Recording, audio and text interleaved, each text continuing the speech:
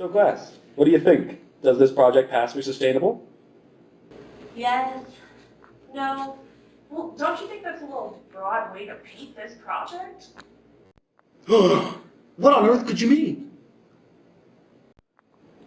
I mean, yes, the criteria is vague enough to fit all projects, but don't you think it'd be better if the criteria for Journal off row had was more specific or like had adaptations for different projects? I mean, I guess, but what would that even look like? I mean, like, take for instance the project we're looking at right now. This is a medical device. Although self-reliance is an important factor, isn't it difficult for any community to be self-reliant when it comes to these high-tech things like medical devices? That's a really good point. What type of criteria would you suggest as supplement? Well, I don't really think it should be a supplement, but really instead, depending on the project, some of these criteria are completely unrealistic and could be replaced with other criteria that could be more effective. So what if we came up with our own criteria for medical devices? Yay! Well, I think the most important thing is that it increases human capability while reducing the risk and harm. That sounds like the social justice aspect of the project.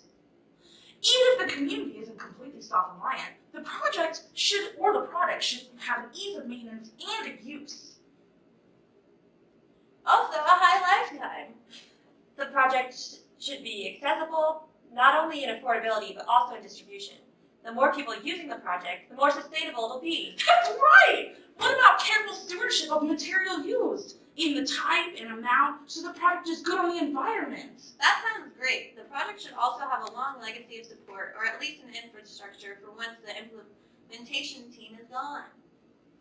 Wow, you guys did so great with this. I wonder if we could illustrate why these are important to find in our case studies, and why they work and did not work. Criteria number 1, increase human capability and reduction of risks and harms.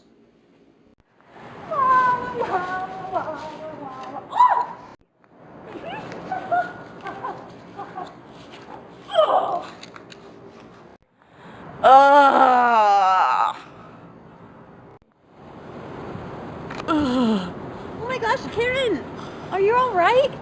I need some help. Wowzers! Wow, medical devices can prevent illness and harm in a community. They allow community members to be healthy and happy, allows them to work and socialize and do so many other things. When a medical device prevents illness, it increases the human capability of the community. They can shift from just surviving to thriving. This switch in mindset can give the community members a chance to have medical opportunities to prevent life-threatening illnesses. A community cannot develop when its members are suffering from an illness like I was. But wait, what does that have to do with sustainability?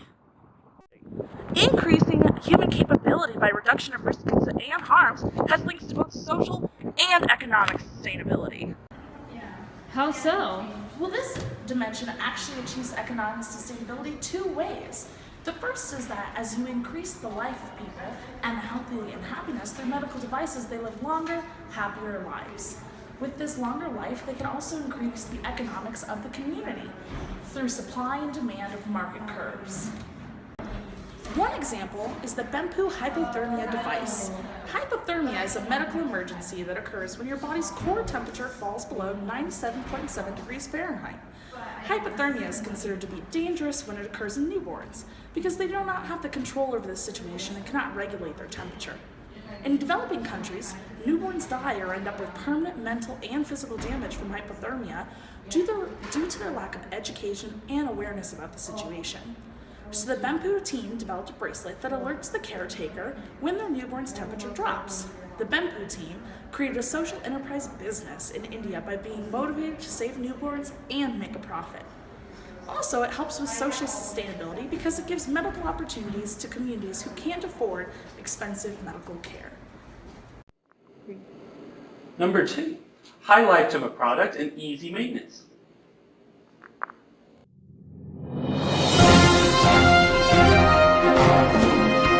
What a strange day it has become as we learn how developing for medical devices is very different than developing for just sustainability. We have breaking news that high lifetime product or ease of maintenance is one of the very few but very important criteria for developing sustainable medical devices. This news comes after realizing how quickly some devices are wearing out and how difficult they can be to use. For more information, we go out to Karen, who is talking to one of the users of the new crates of reusable feminine hygiene products. Thanks, Karen. I'm here joined by Jane Doe, who recently purchased a pair of the B-Girls reusable panties and reusable panty liners. So, Jane Doe, you just purchased the reusable products 1 week ago on a whim at the grocery store. Is that correct? Yeah, I sure did. I was walking through the grocery store, I saw an advertisement for it, and how much they can reduce your carbon footprint. Was that the only reason you chose to use this product? Had you done any prior research on how to use these pads? I hadn't done any prior research, and this is the first time I'd ever seen anything like it. At first, I almost didn't buy it because I was afraid of the product and how quickly it would wear out and be too complicated and figure out how to use. It's the exact opposite, though. The product is super easy to use, and it looks like it will stand up for a long time. Well, thank you so much, Jane Doe. Now, after speaking to Jane, we thought it might be good to get some feedback from somebody who has been using the product for a long time. So we're joined here by Jamie Doe. Thank you for having me. So, Jamie, you told us you've been using these reusable panties and liners for about 2 years now, is that correct? Yes, I have. How have these products been holding up, and really, how easy can they be to use? Well, after 2 years, I still feel comfortable using the original products I bought. I can clean them with so little water and they dry so quickly. So easy to maintain these products in nice condition. Well, there you have it, folks. These products are both easy to maintain and long-lasting. These products can last a very long time when given to little girls in India and West Africa. They seem to be some of the better sustainable development products we've explored, Karen. You're so right, Karen. As we've examined so many sustainable products on our segment, truly products that have a long lifetime, unlike some of the products that we may have seen with cheap materials that wear out after a year, tend to be the ones people are still using today. Even if the products wear out, if they can be maintained by the entire community so that they may last longer, say, instead of just a windmill one guy knows how to fix, it will surely have ease of maintenance or a long lifetime of the product and will truly create a sustainable medical device. Criteria number 3, accessibility. You are about to enter the courtroom of Judge Booty. The people are real, the cases are real, the rulings are final. You are about to enter her courtroom. This is Judge Booty. All rise for Judge Booty. Amy Sustainability is suing Benpoo Health for the money she invested in a medical bracelet to help children with hypothermia. So it's my understanding that you, Amy, invested $10,000 in a medical bracelet to monitor the baby's temperature. Am I correct? Yes. So you're asking for your money back because you found the project to not be sustainable? Yes, accessibility is very important when evaluating if a project is sustainable to the community. This includes affordability and the ease of access to a product. I don't think our product has saved millions of babies' lives. Silence in the courtroom! Silence in the courtroom! While I never said the product wasn't successful, many of the community members cannot afford these bracelets, and they are very hard to obtain because they are only distributed by certain health centers. Well, it doesn't apply to Bridger and Boulos criteria, but it does contribute to social justice. Well, that criteria needs to be reevaluated because, in my opinion, it does not seem sustainable. Social justice matters, but distribution and ease of access is important too. I agree. A product cannot be sustainable if people do not have easy access to it. $10,000 rewarded to Amy Sustainability, case dismissed. And there you have it, Judge Booty. 3. Criteria number 4, lasting legacy.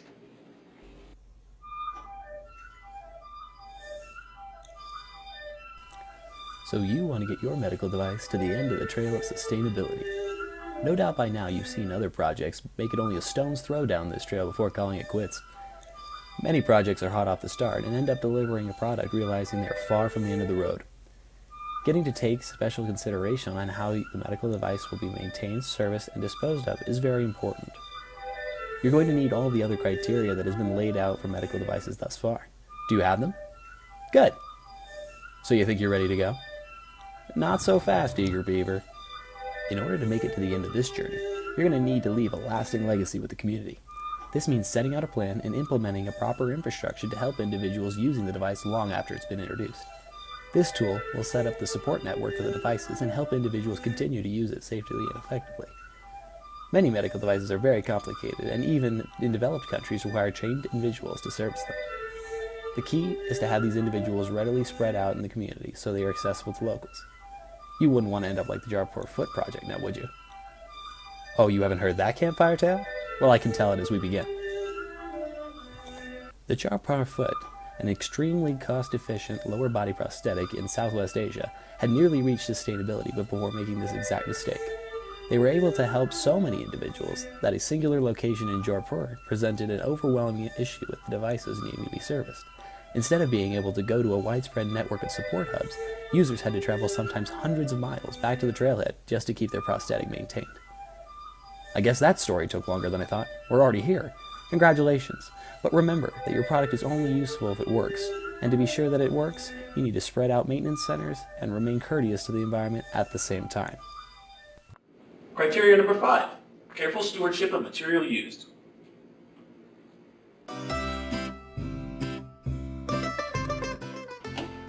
Oh, hi there.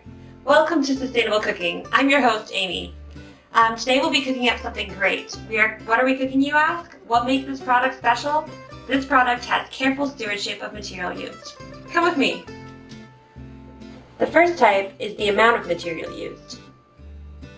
You want to add enough so that you know what you're making will perform its function, but you do not want to add excessive material. By using little material, we are not using resources from the earth, and the waste of the product will have a smaller effect on landfills. In this case, let's add the 10 grams of material. Perfect. Now let's look at the ingredient options for the type of material. Over here, we have the local, expensive, high quality, local, inexpensive, medium quality, not local, recyclable, low quality, not local, biodegradable, expensive. Just like before, this may require trade-offs. For example, one material might be biodegradable but expensive, and another material might be local and not cheap. However, with the right amount of searching, you can hopefully find the right product. So in this case, we're going to add the local, inexpensive, medium quality.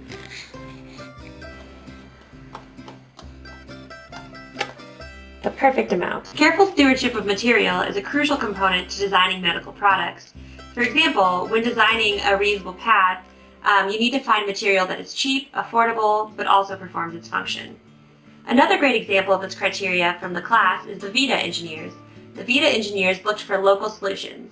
In the search process, they considered the pros and cons of different materials, much like we just did when we were cooking. The Vita engineers considered different material characteristics such as the quality, the price, local availability, and the environmental impact. When you put all those together, you should get the product you are trying to bake, a product with careful stewardship of material used. Now that we've made it, it's time to cook our product.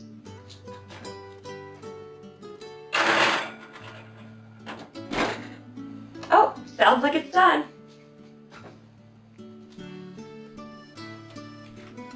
Now that's a sustainable product. Thank you for joining me. This has been Sustainable Cooking. Well, class, that was a whirlwind of fun. Bridger and Luloff had a good criteria, but I know it helps your understanding even more to develop your own. Let's recap what we learned. First, we talked about increasing human capability and reduction of risks and harm. This was clear when Karen's vision became clear after receiving her glasses. This is the main point of medical devices. By reducing risk and harm, people are more able to focus on education, jobs, and just living their life. This helps with sustainability because if the project does a good job, then people will continue to use the product, making it sustainable. Next, we talked about high lifetime of product and ease of maintenance. Newscaster Karen showed us the reusable panties have a high lifetime, and that's one of the main reasons the product was successful. This is especially important for medical products because the material may not last a long time. If the product has a high lifetime, people can use the product longer. If the product was easy to maintain, the people were able to continue the project after you leave. Third, we talked about accessibility. Judge Booty showed us that a sustainable product must be accessible to the people you are giving it to. Amy Sustainability sued the company, saying that the hypothermia monitoring devices were not available to all people. She won the case, proving that accessibility is a very important part of medical devices. Next, we talked about lasting legacy on the adventure trail to sustainability. In other words, what happens when the engineers leave the project? How will the community carry on once you're gone? The Jarpur Foot prosthetic project does a bad job of this because the communities need to go back to one specific place for service. Finally, sustainable cooking taught us about the careful stewardship of material used. A sustainable product takes this into account because the material can have a negative impact on the earth. Also, using local materials enables the community to continue the project, even after the engineers have left. So this got me thinking, what part of Bridger and Luloff's criteria is left out by our own criteria? Which of our criteria do you believe is the most important when designing medical devices in the United States? Does this change when going abroad? At what point of the design process should you begin implementing these criteria? Are there points throughout the design process where some criteria are more important than others? Let us know what you think by posting below. Thank you for your attention. Peace, Greg.